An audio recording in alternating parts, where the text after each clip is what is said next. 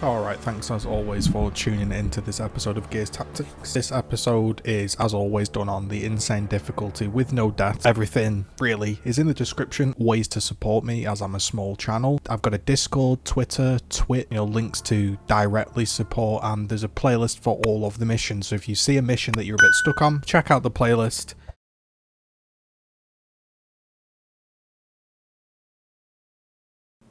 Alright folks, this is a story-based mission, so before we get into the tips and tricks, I'm going to shut up and play the cutscene and be quiet, and then I'll join you back after the cutscene.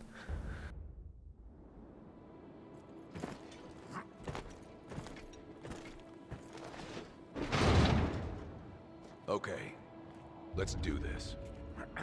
Control, this is Alpha 2. Go ahead, Alpha 2. Found a UIR truck full of medical canisters just north of MTech. It says Nadroma Health Institute.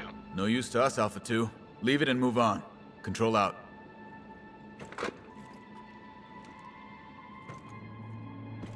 You're sure Ukon listens in on comms? Oh, I'm positive.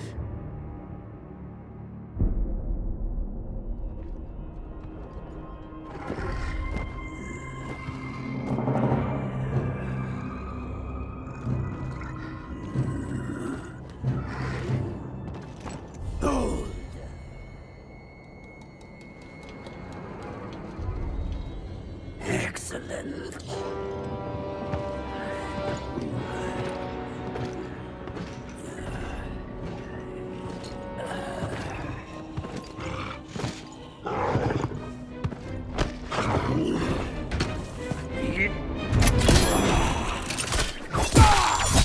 Now!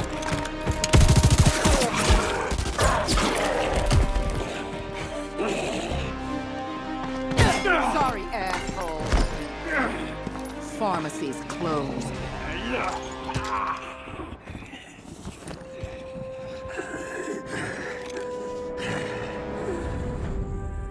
Sid Redburn. It's been so long. What did he... Hey! I'm taking Ukon. Stand down. Wait, you're what? I'm getting in this truck and driving away. Oh, no, you're not. Stop! Stop! I'm taking care of this my way. And what way is that? The backstabbing lunatic way? You want to be stupid? Go ahead. Shoot.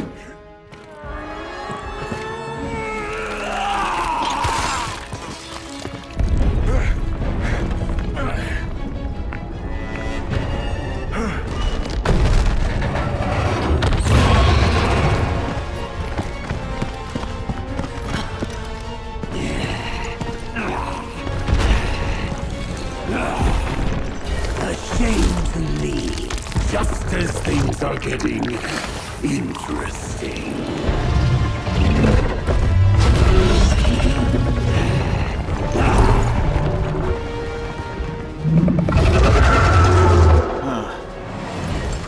Just like we planned it.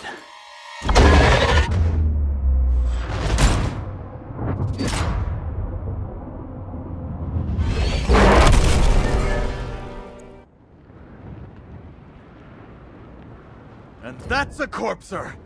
Buckle up! These things are nasty. But who's the bigger threat, it or Sid? Can't think about that now. Just target the corpser! Okay, so we're back from that cutscene, and yes, indeed, we are fighting a corpser. The last time I saw a corpser was Gears of War 1.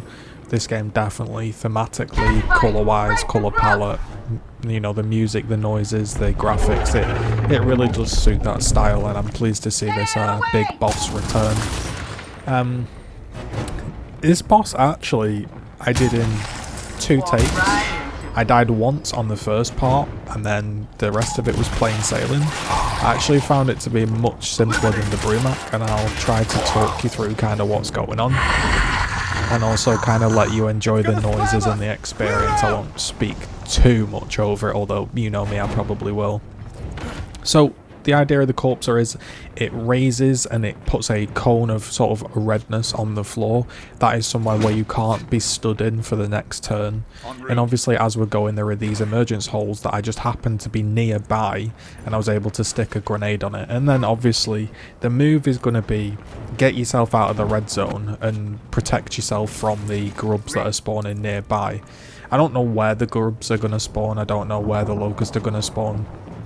Again, I'm playing through this blind. I've never played this before. I haven't watched any guides. I'm just giving you some tips and tricks of what worked for me.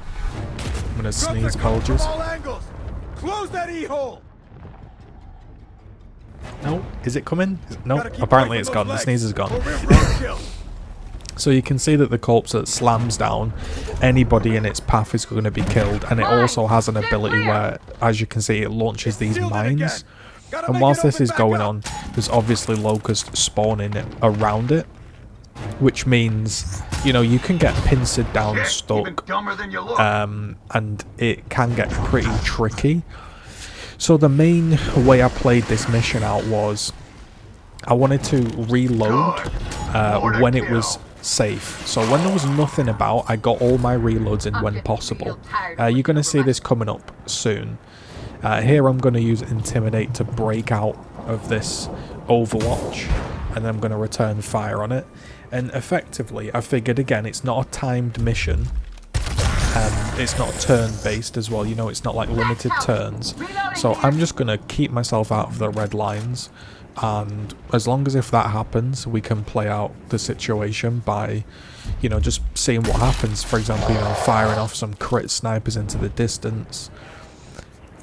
And generally just trying to, again, keep your distance. And now that I'm really beginning to get used to the game, we are able to do certain things that are useful, such as, you know, you can throw up a grenade here, and the reason I'm doing the grenade on the grenadier is because obviously that is the main threat, and now I can use the second grenade to come in and kill them, the wretch, but also stagger and sort of stun the Nasher, because Stotty's passive does have shell shock. So the more you know about your characters, the longer they survive. You get used to their passives and their skill tree, and it makes it a lot easier. So I saved his grenade for last because I wanted him to be staggered, and obviously I'm going to just now overwatch this entire area to make sure nothing's coming. So it's kind of like there's two missions going on right now. It's survive the onslaught from the locust, and it's then, once that's dealt with, you have to survive the corpser. And the corpser again chucks up these zones of death and these bombs that you have to get out of the way. So I actually, if you've noticed, I haven't shot the damn thing yet. This is my first time shooting it, and you'll notice that after it's just done a slam, its legs are raised, and that's when it's vulnerable. Now you can indeed shoot its legs. That's why I attempted on the first try, and they honestly, if you crit them, don't have that much HP, and then you're free to shoot it whenever you want. I just found it to be easier to take shots when its legs were raised, and when they weren't raised, I would use those turns to reload. So you can see all I'm doing now is, because there's no locust on the field, I'm just moving everybody around and shooting it as much as possible. And yeah, that's all we're doing. There's nothing too fancy going on. Pushing Sid up here, and Sid actually, you'll notice, is a huge damage dealer when he crits, which is surprising. He didn't quite crit there, but you will see it, that when he crits, he does massive damage. And yes, you can see the corpser is not very smart. It will kill its own enemies, so do bear that in mind. If the enemy are in red and you can keep them in the red zone, that's less for you to think about on the next turn. So you can see it's dropped off Nashers and Wretches, and actually all those Wretches just stepped on its own mine. I got pretty lucky there. So I pushed Stotty up and threw the grenade to take out all three at once and stagger this shotgun guy. I keep saying staggered, I mean to say shell shocked. And now the reason I threw the grenade is because he's shell shocked. So you normally can't chainsaw a Nasher because they shoot first, but because he's shell shocked, I was able to chainsaw it, and that's why I made that play. And now you can see here, I could technically shoot this corpser, I could shoot its legs, but I figured it's best to get a load of reloads in. That way, if more enemies get dropped off, I can safely overwatch and reposition and not run out of bullets. So yeah, you could have shot its legs there, but I figured that, you know what, I'm going to use this opportunity just to reload all my characters up, and I'm just overwatching random zones because I don't know where the enemies are going to spawn. So that's a little idea, you know, you don't always have to shoot it, just use some turns to reload. Stay clear of that slab! And you can see at the moment it's just sort of one zone, and it's pretty comfortable to get out of the way of one zone. And you can see there when I crit, I have like crit damage. I think I have 250% crit damage on Sid, and I have a crit helmet, so I do crit occasionally with him, and you can see it just melt the corpse there with the crit. In fact, watching this footage back, I definitely should put him more into, I should put more crit gear on him, and less grenades, because yeah, when he does crit with the scope I've got, 250% crit damage and bleed as well, he really hurts. So again, you know, reload up and just overwatch. I'm in no rush here to kill it immediately, you know, just even though you're zoned out, there's bombs flying, just take your time, it's fine. Now you can see once the first health bar is down, it's going to start firing out 2 zones, and this is where it gets a bit tricky. If you're watching this back as a guide, just make a mental note of where the emergence holes spawn, so you can be in position for it. I didn't know this was why they were going to spawn, I just looked out a bit, so I hid them in the gap there of the safety and just got everybody safe. You know, sometimes you don't have to shoot it, like I said, you know, just get everybody safe and reloaded and deal with the enemies when they actually appear. You know, obviously the main thing you're trying to deal with is not being in the red zone or you're dead.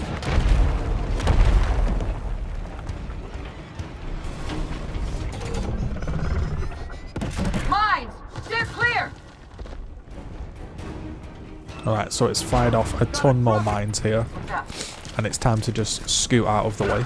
And what I'm doing now is I'm sort of just positioning everybody in a position that if I'm okay next round, I'm going to be free to shoot. That's kind of the theory behind that.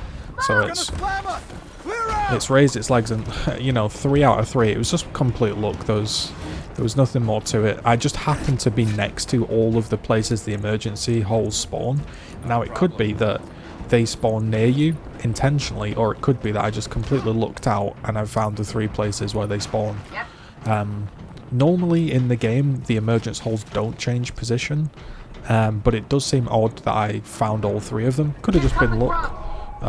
But yeah, definitely, obviously, when you can plant a grenade on top and run, it's going to stop you getting overrun, and obviously that's when the game's going to become difficult. If you've got no space on the map like this, and you've got tons of enemies, yeah, you're gonna struggle. Dealing with the emergence holes is definitely, like, you know, going to be the deciding factor of how difficult this mission is. Alright, so I'm trying not to step on the mines here with Michaela, so I was like, well, I can't really go around them, so I'll just push them forwards a little bit, I guess. Because obviously you step on the mine, you're going to die. And again, I'm just using this opportunity just to reload. You don't always have to shoot, so I just reloaded my characters and ended my turn. This time, they're, you know, now they've all got their ammo, so if they do get an opportunity to shoot, well, we can fire 3 shots, can't we? So bear in mind, if you can't find a route past a mine, you can do it like a waypoint. You can put 1 point around it and then use the second point to go in a different direction. Don't just let it auto path you through the grenade and get you killed. Just do it step by step, and you can walk around these mines. Hopefully that made sense. I'm pretty sure it did. But yeah, just path around them like in steps. Don't just let it auto path onto you. And now we can finally shoot, so you can see I've reloaded Stotty in the previous round, and he hasn't been in the red zone, so he can use his entire turn to shoot the Locust. Also, Gabe can as well. What you can do as well, if you want to be extra safe, is you could shoot 3 times and reload, or twice and reload, depending on, obviously, how many action points you've got. I just figured I'd shoot it completely here. And then I'll reload next turn, but yeah, if you want to be more safe, you can always do that. But it's pretty fun. I will say this fight was very, very enjoyable. It wasn't nearly as hectic as the Brumac, although when I was fighting the Brumac I was new to the game and I probably made it look more difficult than it was. But yeah, I definitely enjoyed this fight, and stuff like this always cracks me up in the game when you just get a bit of luck like this. I mean, I'm in the middle of 3 mines and I had to look over this maneuver for like 20 minutes. It felt like about 20 minutes, and then I figured this is what I'd do. I was like, I'm going to blow these up with a grenade, and I was like, wait, no, I need to deal with the Nasher. The Nasher's going to be the main threat. So here's what I ended up doing after deliberating for about 20 minutes. I naded this left-hand side to shell shock the shotgun guy. That means he can't push quite as far, he's stunned, he can be chainsawed, and now I can use Sid to finish him off. Because that shotgun guy's the main threat. Michaela now can kill these guys rather than choosing Stotty. And now, I was like, how do I get myself out of this mine situation? I was thinking, could I throw a grenade on top of it with Gabe and blow them up? And sort of protect myself that way. And then I figured, well, I'm safe, so I'll just stay exactly where I am and see what happens. That was my choice. Stay clear of that flag. And I was like, I am so dead. But somehow all of these wretches cleared the mines for me, and that gave me a perfect opportunity to escape. So I ran far, far away.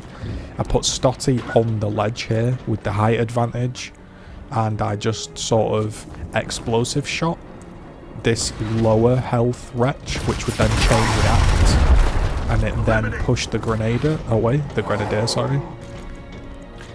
I was going to throw a grenade here, get a nice double kill, and also I positioned it just to the right, so the Grenadier, say it properly, Grenadier, got knocked down to the left, inside the red zone, and just overwatched him, keep him in there, get Michaela out of trouble by moving her to the left, and what looked like a really, really tricky situation, we managed to escape. Collateral damage. I'll take it.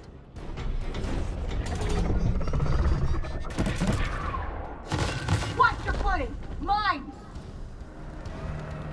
Hold your fire. It's shielded. Okay, so we got more reinforcements appearing now. And it's going to be the same pattern. You're just going to check if the corpse's legs are up. If you can, take a shot, take multiple shots, pray for a crit. If you can't, keep yourself safe, reload, deal with the enemies on the map as best you can. Remember, the corpse isn't going to just suddenly one-shot you, so actually, although the corpse seems like the main target of this mission, it's really dealing with the side enemies that is the actual mission. And then once that's dealt with, then you can have a look at the corpse. And you know, the corpse doesn't randomly on one turn shoot you, so you know, you can almost ignore it, even though it seems like he shouldn't be. Get back! About damn time. Now that it's sort of getting half HP, it's beginning to cover the entire area, and it's becoming more difficult to find gaps. This is why I pushed Michaela right up there and went for a shot straight away, because I wanted to start to deal with it now. Because obviously the longer it goes on, the more enemies are probably going to drop, I'm thinking, and that's going to make it way awkward to move. So there was no enemies here, so what I did was I decided to just get everybody in sort of shooting position, even though, you know, it kind of goes against what I was saying. That's what was going through my mind, and I was like, you know what, there's no enemies now, it's time to deal a bit of damage. It's such a cool shot, that just a guy with a mulcher with the corpse with its glowing eyes. It's really reminiscent of Gears 1. Really, really do like the look of this game for sure. Very, very, very good art style in comparison to Gears 5 that we've been playing on the channel for the past year. Really nice to have that dark and gritty style. More proximity mines. Launching our attacks. Let's kick some ass. So we're going to push Michaela back away from these mines, trying to not get pincered like last time where I got stuck in between 3 mines. Move everybody into position here. And again, I'm just going to go around and reload everybody. That means that if anything drops, I've got full ammo to deal with it. If it doesn't, full ammo to shoot. And I'm going to overwatch some zones, some random zones again, just in case. So you can see the pattern here, dealing with the local enemies that drop. When they're dealt with, attempt to shoot the boss. Whereas the Brumac was more dealing with the boss directly, because you actually had to fight that or it would have killed you. I'll be honest, even though story-wise, I guess you could have made it make sense. It probably would have made more sense to have the Brumac as the second big boss, because that was way more difficult than the Corpser. This would have been a nice introduction, I feel like. Or maybe this is a much more difficult boss than I figured. And maybe because I killed the emergence holes, it was easier than it looked. Who knows? As you can see, Michaela has a passive that when she hasn't crit, her first shot's going to be a crit. So when she fires, it's pretty big. She absolutely chunked it down there. Chunked it down completely. Corpser just signed his own death warrant. And now, in typical gaming fashion, there is a big weighty crane above it. So now, I just open fire on the crane with everything I've got. And that's why it was useful to keep on top of your reloads, because now, all of a sudden, we're free to shoot at this crane.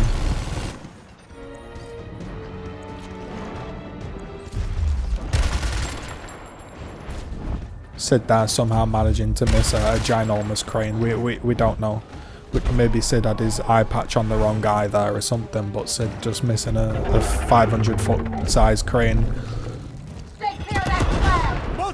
Okay, so now you can see we've reached the third checkpoint and there's 3 lines now, which is basically the game telling me this is where you're standing. I didn't really have much of a chance at this point. You're basically standing in the area that isn't covered because everywhere else is covered. So again, I just wanted to check that everyone had ammo. And then I was like, 100% chance to hit. I'll take a shot. Went for the 100% chance to hit. I figured, oh, you know what? She shot, I'm going to shoot. Maybe I get some crits. And at this point, I was thinking, this is probably going to get really difficult if enemies begin to spawn or an emergence hole. So I just opened fire on it with everything I'd got. And in this turn, I did a really, really decent amount of damage to it, to be honest.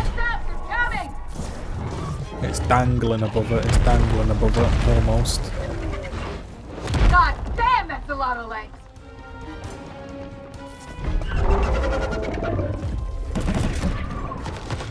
More proximity mine.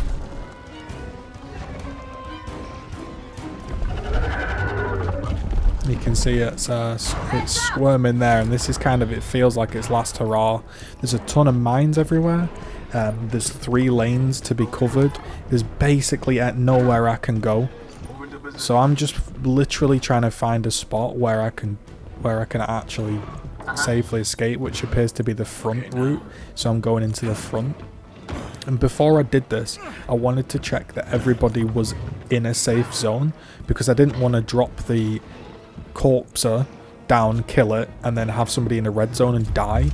So I put everybody in a safe zone first, and then I began to open fire, because I wasn't sure yet if I killed the Corpser it might trigger all the red zones early and then someone might get killed. Luckily that didn't happen. And you can see now it's really spitting out a lot of mines. The entire area is covered. You can see me my mouse moving. I'm kind of like, where am I going to stand right now? I had no idea where I was going to stand. And then there's enemies on top. I was like, oh, I'm dead, aren't I? Now I'm pretty sure you can kill the crane right now and it would end the game. However, I didn't know that. I didn't know that at the time. So I was looking to get everybody in a safe location and then shoot. So what I did was I naded this right hand side so I could get past this wretch, because they auto attack you. Then I could push up, and I was trying to get myself as far away from that grenadier as possible, put Stotty as far away as possible, just in case I didn't kill the crane. But now everybody's in a safe location, I'm actually free to shoot. And I'm going to let this mission play out and the final cutscene play out, so I don't talk over it. So I'll thank you all for watching. This was me defeating the Corpser on Insane with no deaths. We'll see you in the next episode. Go on, give it that big crit. Give it that big crit, Michaela.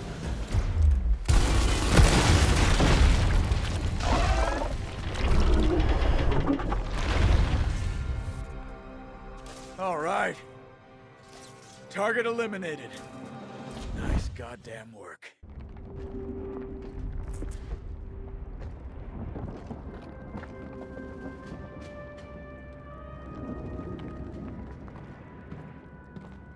Would you please explain to me what the fuck that was?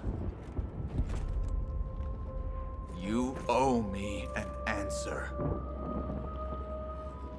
I don't owe you shit.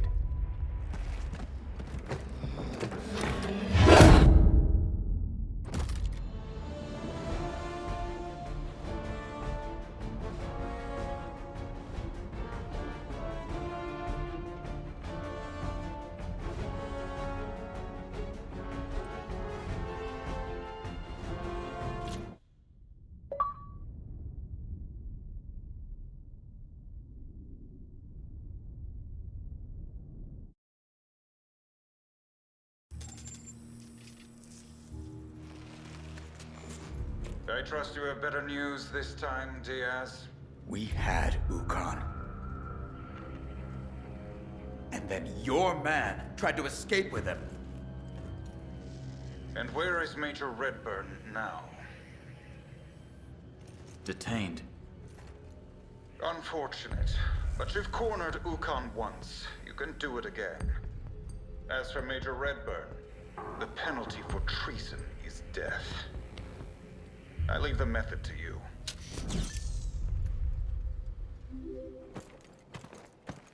Get any answers from your tyrant, buddy? Just more questions. As goddamn usual. What did you want with Ukon? You want to eat more, Shovel? Talk. Fine. Rot in there then. Should have shot you when I had the chance.